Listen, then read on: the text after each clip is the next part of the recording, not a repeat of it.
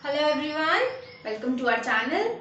Today we are doing paper art and we are going to make easy and beautiful paper flowers which you can use in decoration, projects or anything you want. Also, if you want to see more such creative work, do follow our Instagram handle artwithfreedom. And if you haven't subscribed yet, click on the subscribe button to subscribe to our channel.